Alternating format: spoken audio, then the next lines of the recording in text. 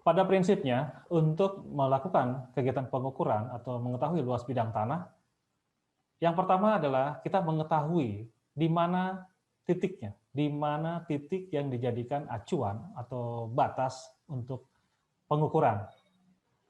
Setelah kita mengetahui jelas di mana titik-titiknya, kemudian kita mengukur jarak antar titik tersebut.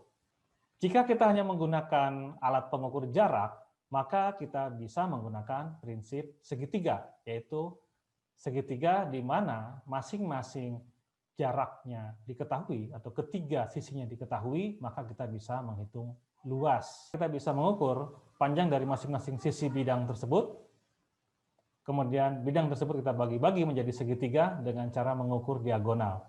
Dan luasnya kita hitung dari masing-masing segitiga, kita jumlahkan menjadi luas. Jika kita menggunakan alat ukur jarak dan sudut, yaitu dengan menggunakan theodolit atau total station, maka kita bisa menggunakan alat tersebut untuk menghitung jarak, kemudian sudutnya.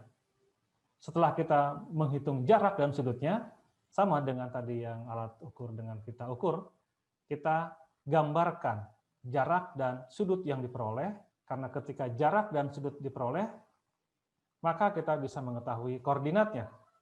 Jika titik awalnya diketahui koordinatnya, atau dianggap juga titik awal merupakan 0,0. Jika koordinat lokal, maka dia hanya sesuai bentuk dan luasnya, tetapi posisinya kita perlu cari lagi, kita perlu tempatkan di mana posisi sebenarnya. Tetapi ketika diikatkan kepada titik yang sudah diketahui koordinatnya, maka dia akan bisa ditentukan bentuknya, luasnya, dan posisinya. Ketika bidang tanah tersebut tidak diikatkan, maka bidang tanah tersebut adalah bidang tanah dengan koordinat lokal. Tetapi kalau dia diketahui di mana posisinya, maka dia sudah terkoordinasi dengan bidang tanah yang lainnya. Itu menggunakan sistem koordinat TM3 dengan terlebih dahulu mengikatkan kepada posisi titik yang sudah diketahui koordinatnya. Jika ada titik dasar teknik, kita gunakan titik dasar teknik. Jika tidak ada, saat ini kita bisa menggunakan titik dasar virtual. Semua kegiatan pengukuran, yang pertama perlu diketahui titiknya, di mana titik acuan, titik awalnya. Kalau titik awalnya sudah diketahui koordinatnya, maka akan mempermudah ketika kita akan integrasikan. Ketika tidak, kita perlu mencari titik-titik yang diketahui koordinatnya. Jika sudah diketahui titik koordinatnya, sudah kita ikatkan, maka langkah selanjutnya adalah kita tentukan titik-titik yang selanjutnya yang terdapat di bidang tanah tersebut yang merupakan batas-batas yang sudah ditunjukkan atau dipasang tanda batasnya. Kemudian kita lakukan penghitungan jarak dan sudutnya. Jadi jarak diketahui, sudut diketahui. Kalau jarak sudah diketahui, sudut diketahui, kita tidak perlu lagi membagi-baginya menjadi segitiga-segitiga atau diagonal seperti ketika kita menggunakan pita ukur. Kita bisa gambarkan langsung karena sudah jelas, sudutnya sudah ada, jaraknya sudah ada dari masing-masing titik, kemudian kita gambarkan, setelah gambarkan kita bisa menghitung luasnya. Hasil pengukuran itu harus dapat digambarkan. Setelah digambarkan, barulah dihitung luasnya. Jika gambarnya belum tertutup, poligon tertutup, maka dia belum bisa dihitung luasnya. Jika sudah tertutup gambarnya atau poligon tertutup, itu bisa dihitung luasnya.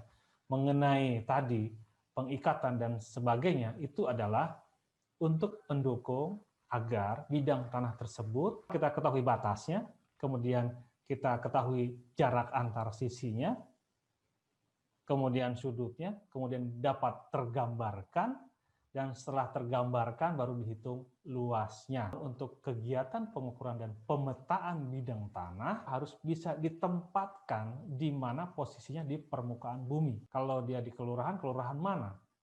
Kalau dia di desa, desa mana? RW mana? RT mana? Kemudian batas sebelah kirinya siapa? Batas sebelah kanannya siapa?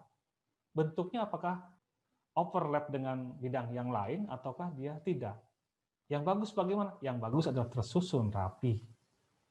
Jadi ketika sudah digambarkan, sudah dihitung luasnya, diposisikan di mana koordinatnya, dia akan tersusun rapi. Dan ketika dicek di citra satelit pun, ketika citra satelitnya sangat bagus atau resolusinya baik, maka dia akan tepat di situ. Itulah yang benar. Meskipun kita sulit jika kita menginginkan semuanya tepat, tetapi kita berupaya yang terbaik.